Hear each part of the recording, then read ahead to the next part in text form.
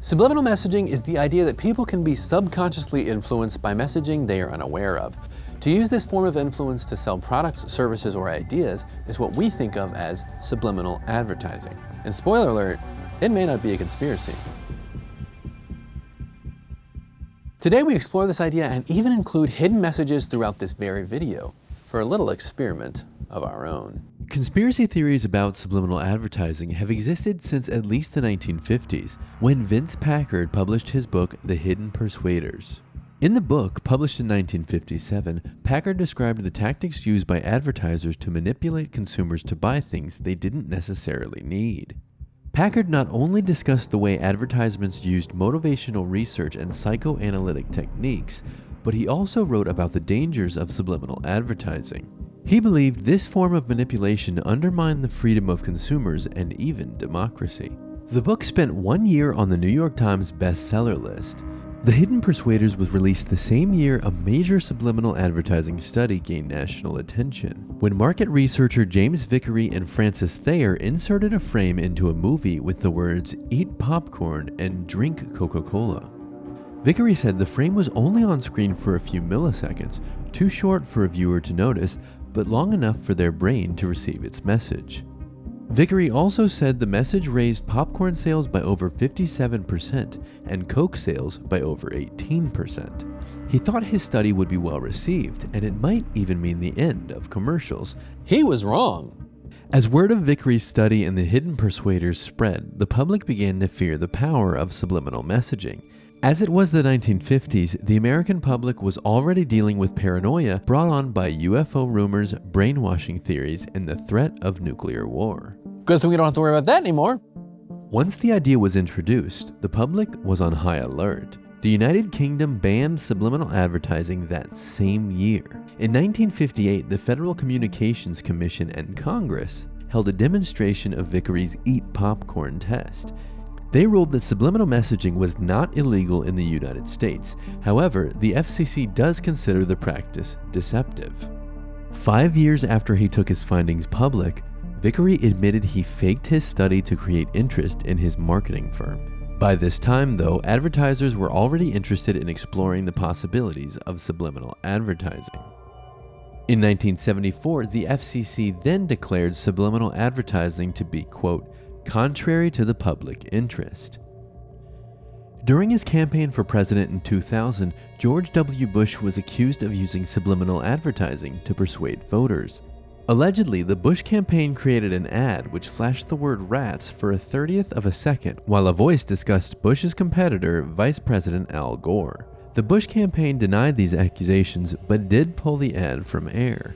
More recently, some have spread the theory that subliminal advertising is being used in pro-vaccine content to influence people into getting the COVID-19 vaccine. Conspiracy theorists like Robert Malone have proposed that the public is under some kind of, quote, mass formation psychosis, and that COVID-19 precautions and vaccinations are part of a strategy to control the masses.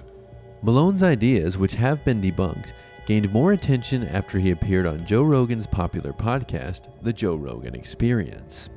But regardless of all of these uses of subliminal advertising, we still don't know if it works. And the answer is kind of confusing.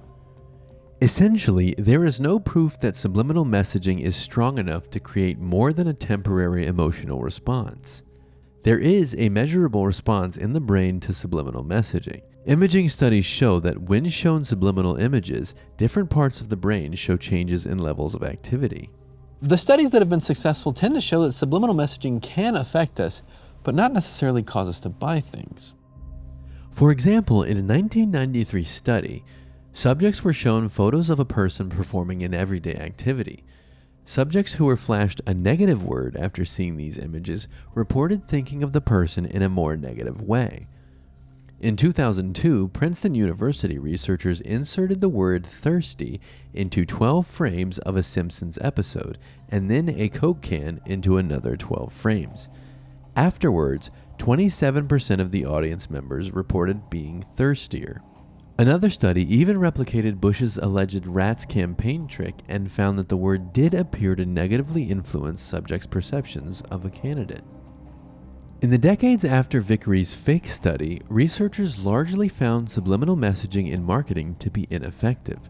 In 2006, social psychologists did find a way to prove subliminal advertising could be effective, but only when the subjects were already thirsty and the product advertised was one they were aware of and somewhat liked. The American Association of Advertising Agencies' current website disputes the power of subliminal advertising. Quote, "There is no evidence that subliminal advertising was ever widely used. Advertising practitioners know that it's difficult enough to make a case liminally, never mind subliminally." But while quick, negligible images can or cannot influence a viewer, there are many examples of not quite subliminal but unconscious biases we have that advertisers and products attempt to appeal to. For example, British researchers conducted an experiment where they played either French or German music in a wine shop. They found a correlation between what music was playing and what customers purchased. On days when French music was played, customers bought more French wine. On days when they played German music, customers bought more German wine. Of all of the customers surveyed, only one said that the music had an effect on them. Another example shows that some objects, like remotes and other electronics, are purposely made to be heavier because users associate weight with quality. Even shapes can affect the customer's feelings. In one study, researchers found that consumers were more likely to buy diet mayonnaise in a bottle that was a slimmer shape, as opposed to a bottle that was rounder. So maybe the answer is difficult. Certainly people have tried it, but it's hard to say if it's ever actually worked. As for our own personal experiment, I'll say this much. We have hidden some messages in the video you just watched. And if you enjoyed it, and myself as a host, maybe they worked.